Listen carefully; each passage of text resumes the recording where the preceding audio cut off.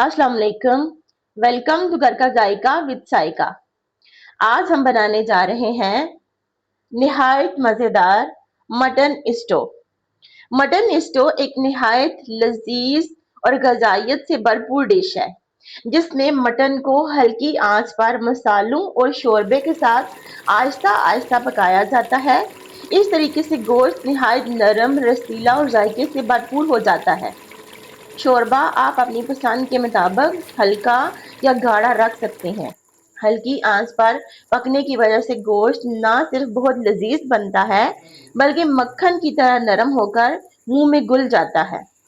तो चलिए रेसिपी शुरू करने से पहले जल्दी से चैनल को सब्सक्राइब कर लें और वीडियो को लाइक और शेयर करना मत भूलें। अंदाज भी अपना और तरीका भी अपना। चलें देखते हैं आज की शानदार सी मटन स्टो की रेसिपी। सबसे पहले हम मटन को अच्छी तरह धोकर साफ कर लेंगे। ये 2 किलो मटन है। अब एक बर्तन में पानी गर्म करेंगे। जब पानी उबलने लगे तो इसमें मटन डाल देंगे और झाग आने तक पकाएंगे। जैसे ही झाग ऊपर आ जाए मटन को निकाल लेंगे और पानी फेंक देंगे। अब मटन बिल्कुल साफ हो चुका है और किसी भी किस्म की स्मेल से आजाद हो चुका है। अब हम इन तमाम चीजों की तैयारी करेंगे जो मटन में शामिल करनी है। 4 अदद प्याज को बारीक काट लिया है।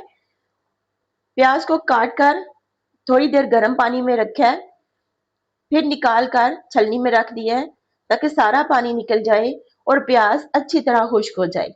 अब 3 हिस्से प्याज एक प्लेट में और एक हिस्सा अलग प्लेट में रख लिया है। इसके अलावा एक बड़ा खाने का चम्मच अदरक लहसुन का पेस्ट, 2 अदद टमाटर और 2 अदद हरी मिर्ची ली है। आप हरी मिर्ची अपने जायके के मुताबिक कम या ज्यादा कर सकते हैं। अब कुकर में तेल डालकर गरम करेंगे। जैसे ही तेल गरम हो जाए तो इसमें पहले प्याज डालकर तेज आंच पर फ्राई करेंगे। चम्मच मुसलसल चलाते रहेंगे ताकि प्याज हर तरफ से यकसा ब्राउन हो जाए और जलने ना पाए। जैसे ही प्याज सुनहरी ब्राउन हो जाए इसे प्लेट में निकाल कर ठंडा कर लेंगे और फिर पीस लेंगे। अब इसी तेल में बाकी प्याज डालेंगे और थोड़ी देर भूनेंगे। प्याज को ज़्यादा ब्राउन नहीं करना, बस इतना भूनना है कि इसका रंग तब्दील होना शुरू हो जाए। अब इसमें मटन शामिल करेंगे और थोड़ी देर भूनेंगे ताकि मटन का रंग बदल जाए। थोड़ी देर भूनने के बाद इसमें अदरक लहसुन का पेस्ट शामिल करेंगे, साथ ही हरी मिर्चें काट कर डाल देंगे। अब इसमें 2 अदद टमाटर शामिल करेंगे। टमाटर को दरमियान से कट लगाकर डालेंगे और अच्छी तरह भूनेंगे और चंद मिनट मजीद भूनेंगे ताकि वो नरम हो जाए। साथ ही मसाला तैयार करते हैं। एक पैन में तमाम साबुत मसाले डालकर तकरीबन 2 मिनट हल्का सा भूनेंगे, फिर इन्हें ठंडा करके दरदरा कूट लेंगे। अब ये दरदरा कूटा हुआ मसाला मटन में शामिल करेंगे और 1 से 2 मिनट अच्छी तरह भूनेंगे ताकि मसालों की खुशबू मटन में अच्छी तरह जज्ब हो जाए। इसके बाद पानी शामिल करेंगे।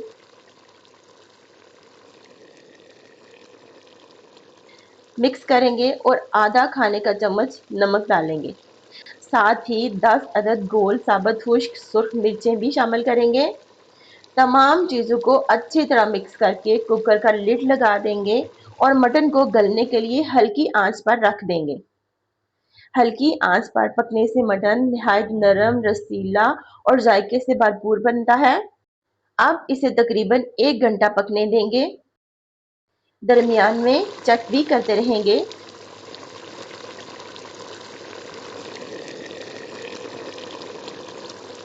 ताकि मटन अच्छी तरह गल जाए। 1 घंटे के बाद हम मटन को चेक करेंगे। माशाल्लाह मटन बहुत अच्छी तरह गल चुका है। अब इसमें पिसा हुआ फ्राई किया हुआ प्याज शामिल करेंगे और 1 कप दही अच्छी तरह फेंट कर डाल देंगे। फिर चंद मिनट अच्छी तरह भूनेंगे।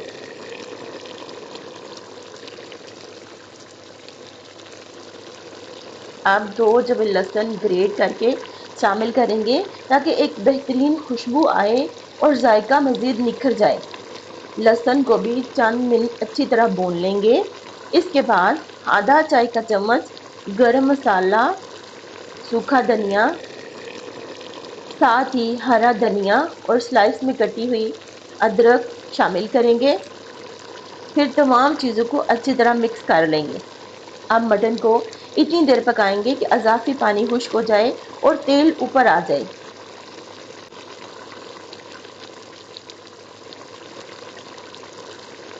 माशाल्लाह हमारा मज़ेदार मटन स्टू बिल्कुल तैयार है। अब इसे डिश आउट कर लेते हैं। ये नली वाला मटन है जो बहुत ही शानदार बना है। इसे देखकर फौरन खाने का दिल चाहता है। हल्की आंच पर पकने की वजह से गोश्त मक्खन की तरह नरम और बेहद लजीज बना है। आप इसे रोटी, नान और चपाती के साथ खाएं और इसके जायके से लुत्फानंदोज हों। चलें अब चेक करते हैं और देखते हैं कि कैसा बना है। ये देखिए गोश्त कितना नर्म है, रेशा रेशा अलग हो रहा है और मुंह में घुल जाने वाला है। आप भी इस मज़ेदार मटन स्टू की रेसिपी को ज़रूर ट्राई करें। रेसिपी पसंद आए तो इसे दोस्तों के साथ भी शेयर करें और वीडियो को लाइक और शेयर करना मत भूलें। अगली रेसिपी में फिर मिलेंगे, तब तक के लिए अल्लाह हाफिज़।